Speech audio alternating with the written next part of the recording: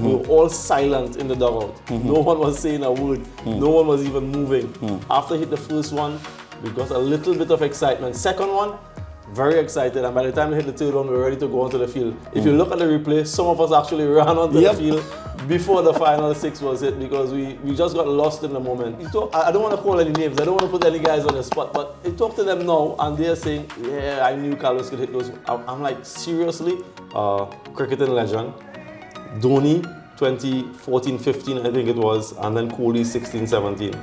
You want me to decide from those three? That's tough, I can't. Cricket Diary with RJ Yuvi. Only on Radio City. This is Cricket Diaries with RJ Yuvi. Welcome to a brand new episode. With me, I have this West Indian right arm leg spin bowler, Samuel Badree. Samuel, thank you for joining us firstly. Pleasure, always pleasure to be here with you guys. How's the body like? Playing at the Legends League, playing a lot of leagues across the world. Firstly, at this age, is fitness still the number one priority? What is it about? Yeah, it is the number one priority, but having not played for a long period of time and then coming to play, the body's a bit sore. But we're hanging in there. We have some players who are complaining a bit about soreness, stiffness, but it's part and parcel of being a legend and at this age and this stage of your life. It's more about having fun, coming in a more relaxed environment, meeting your mates that you've competed with for a long time in a more competitive setting, more relaxed now, and friendly rivalries there. Anyone you've met after a very long time? Is there a friend? Yeah, I met Suresh yesterday for the first time. We played together at CSK for a couple of years. And he's just the same, always smiling, always bubbly, cheerful. One of the nicest human beings you'd ever met. So it was nice reconnecting with him. Yuvraj Singh, a lot of the Indian guys, of course. We haven't played England. We have some friends there. We played against Pakistan. Met up some of our former teammates in Islamabad United. I was there for a few seasons. So yeah, it's nice catching up with these guys, reminiscing about times gone by. And just, you know, talking about family and how things are going and what these guys are involved in now. So the World Cup, recently concluded World Cup, was in the Caribbean. Just to start off, how was the mood like? Because I think that, ICC tournament as the stature of the World Cup coming to the Caribbean would have given a huge boost. We've saw a lot of new stadiums being used for the World Cup. How's the mood there hosting the World Cup in West Indies? I think it was really amazing experience for us back home. It's not the first time we hosted the T20 World Cup. We hosted it in 2010. But this time there was a much greater involvement, I would say, from the people in the West Indies. From the West Indies team standpoint, there was a lot of passion and pride. I saw that for the first time in a long time. The fans are back supporting the West Indies team. From a development standpoint, you mentioned the stadium. Most of them had a facelift, lots of development works went in, and I want to see continuity now, programs that are put in place to capitalize on the wonderful facilities that we have. Yeah, it was an amazing World Cup. India obviously coming out on top.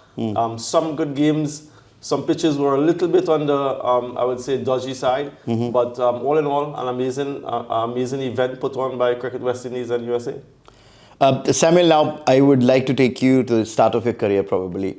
If you have to tell us about how you picked up the ball first and not the bat probably, what was that day, what was the time? Do you remember that? Yeah, it was a primary school, elementary school actually. My sports master at the time saw me as a 9-year-old kid and selected me for the representative school team. And at this stage, you're playing against 12, 13-year-olds. And as a 9-year-old playing against those guys, it's a big difference in terms of not only physical development, but also skill development. I remember particularly playing in a final. It's a district final, so two rival schools come against each other. We made something like 66 runs, and they were batting 50 without loss. Lots of parents, villagers around supporting both teams. The sportsmaster, last throw of the dice, just 16, they need 10 wickets in hand. He throws the ball to me. All of the villagers are complaining. Why are you giving that little kid the ball? Because I'm the smallest boy in the field. You're going to give away the game. You're going to sell this game out. First over, I pick up 3 wickets. Wow. Second over, I pick up another 3 wickets. We ended up winning the game. Those same villagers are telling the coach now, do you know how long we were telling you to give him the ball? So you should have brought him on earlier. So yeah, that was my first memory of playing cricket. And the first memory of being a hero as well. Being a hero. And that planted a seed in my mind. You know, this is something I want to do. And of course, back in that time, it was the back half of the West Indies dominance in world cricket. So we still had a lot of influence. Or we were influenced quite heavily by some of those stars, Brian Lara coming through the system and so on. So I always felt that I wanted to play cricket for the West Indies, to represent the West Indies team. And I'm very fortunate that I was able to live out that ambition. But, okay, so you've brushed through this very quickly. First game, you take 3 wickets in the first over. Second, as a 9-year-old kid, did you know all the tricks of leg spin? Were you a leg spinner back then? Absolutely not. But back then, I turned the ball quite a lot because you couldn't bowl quickly. You're so But where small. did you pick it up from? It was natural. So in the village that I come from, it's a village called Barakpur. So in Trinidad and Tobago, where I'm from, we're heavily influenced by the East Indians who came to Trinidad as indentured laborers. Many of them stayed on. So Trinidad and Tobago is heavily influenced by India. So we a lot of our villages are named based on Indian names. Lots of our people, obviously, lots of tradition, music, culture, food, etc. So I'm from Barakpur, and our village is a cricket village. So every direction you turn, you're bombarded by cricket. So every day, as soon as you get home from school, drop your bags, and you're out in the playfield just playing with the bigger boys. So it was something that came naturally. No one ever held my hand, showed me a grip, showed me how to bowl. I just saw someone doing it, and that was it. So I practiced that quite a lot. But a funny story, when I played for Trinidad and Tobago, which is our territorial team, so in the West Indies we have 6 territorial teams, just like Ranji Trophy teams. I made my debut for Trinidad and Tobago as a batsman. Wow. So I started batting at number 6 position. So I debuted for Trinidad and Tobago as a batter. But then came T20 cricket in the Stanford format, and I bowled a new ball for my club team in Trinidad, and we wanted to try something different in that tournament, and that's where that started for me. So bowling with the new ball at the start of the innings, and that I sort of focused on that. And you know, sometimes when you focus on one more than the other, my batting just sort of dissipated. But yeah, I started as a batsman for Trinidad and Tobago. So there are very few spinners, if I can say, in the 20-over format, very few spinners who actually would bowl in the first 6. You have to be very much on the target probably. What is the skill that you think you should possess if you want to bowl in the first 6 overs in the power play as a spinner at an international level probably? I think it's changed so much now. When I started, I would say it was a little bit easier because players respected the first couple overs. Now it's different. Guys are going from ball 1. So if you're a spinner now, you're under tremendous pressure. But I would say when I started, you still had an over in which you can, get away with. Not anymore. But I think the first thing is you have to have that mindset. You have to be courageous. You have to have a big heart, because bowling in that stage, you're going to get hit. Guys are coming hard at you. You only have 2 fielders out.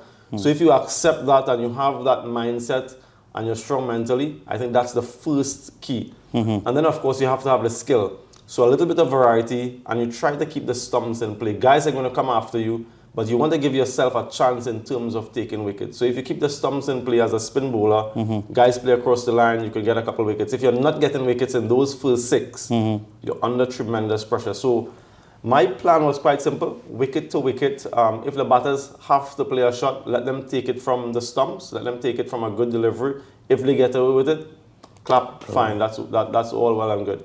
But yeah, a little bit of variety, big heart, and try to keep the stumps in play. But now visually imagining, if you're playing for West Indies in the first 6 in a T20 game, the opponents, if it's India, it's going to be someone like a Virat Kohli or a Rohit Sharma. If it's going to be England, again, someone who can smack from ball 1. So you need that big heart. Has there been a batsman that you feared bowling in the first 6 probably? I think the most feared batter for me, and it's a West Indian, because Trinidad and Tobago played quite a lot against Jamaica, and Chris Gayle hails from Jamaica. So the left-handed Gayle, I sort of had more of a mental block than anything else in terms of bowling to left-handers, because I bowled predominantly the ball spinning back in, and they used to go with the turn. And it was more a mental thing than anything, because my record shows that I did just as well against left-handers than right-handers. So Chris Gayle was perhaps the most intimidating because of his reach, because he's a tall man, so he can reach those lengths that I normally bowl and hit me over my head. He can block 4 deliveries and then smack you for 2 sixes at will. So he was the most intimidating that I've come up against, and like I said, I came up against him quite a lot with our inter-island rivalry. Fantastic. Now, Ladies and gentlemen, twice a T20 World Cup winner. Now, as a West Indian, I'm sure that's a very proud feeling. But can you tell us something about what was the West Indies team like, the dressing room? Were you guys that confident winning the World Cup at a very competitive level? One was in India. Do you have any faint memories of what was like the best time in the dressing room that motivated you to transform that on the field as well? I'll tell you a little bit about that second one after I tell you about the first one. So we won in 2012 in Sri Lanka. No one really gave us a chance in 2012 because at that stage we were at the bottom of the rankings in all formats and that sort of thing. But when we got to Sri Lanka, we were sort of galvanized by the fact that this is an opportunity here with some real star power. So we had Chris Gayle, we had Marlon Samuels. Chris Gayle was sort of an established international player. And we felt that if we can put together a good game, because we had a couple of decent spinners as well in Sunil Narayan and myself, in those conditions, we felt that we could compete. If not win, but at least we can put up a good showing for the people back in the Caribbean, because we needed something to uplift us all. So we had a goal of perhaps going on to the next round and then going on to the next round and see how far we can take it. But that 2012 final, we never beat Sri Lanka in any T20 match before that, whether it was a warm-up match, whether it was an official T20 match. And I know many of the people who are looking on here would remember that Marlon Samuels inning.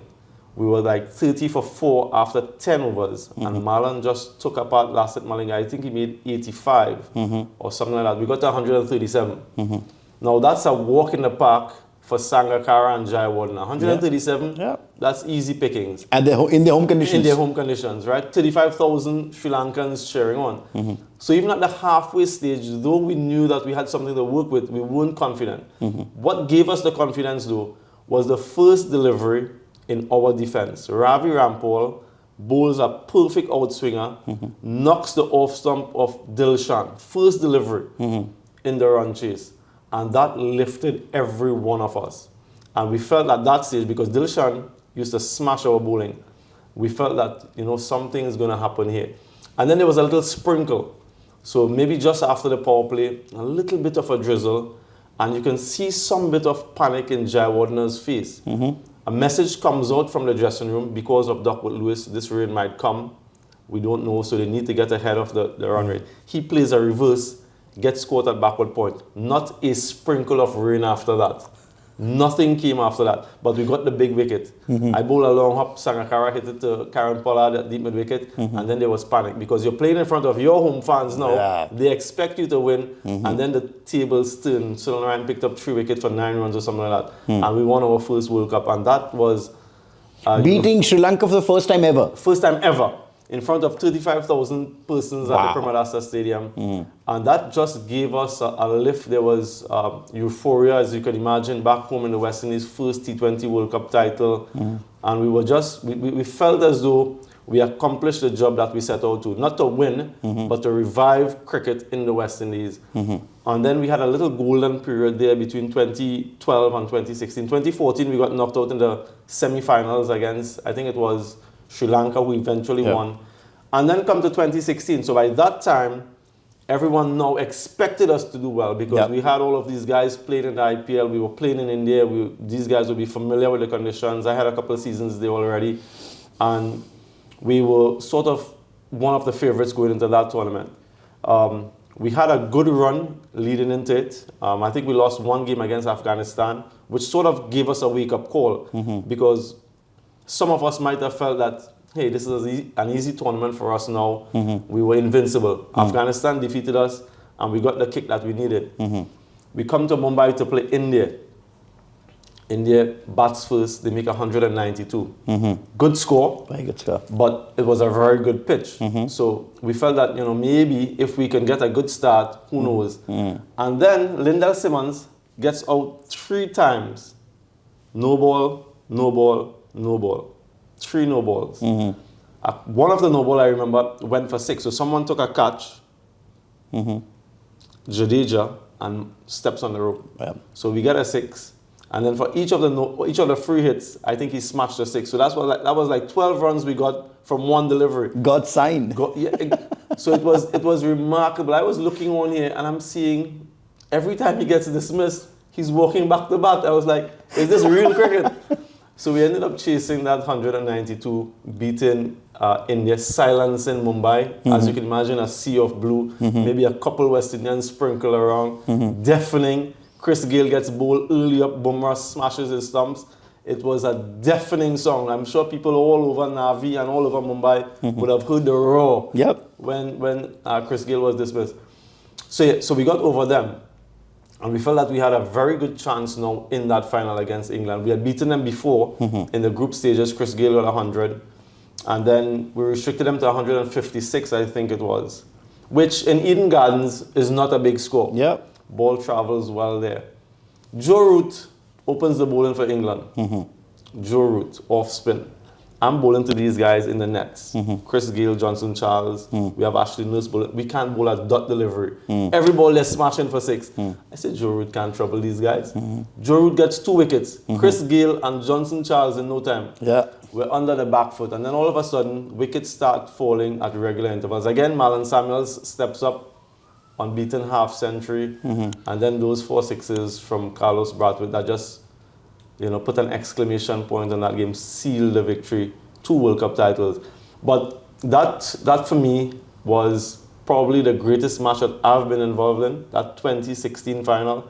I picked up a couple wickets for I think it was 16 runs, but just coming back from that position, needing 19 runs in the last over, a guy who was very new to international cricket at that stage, Carlos, hadn't played much. So not a lot of people knew what he could do. Even some of us in the team didn't know too much about him.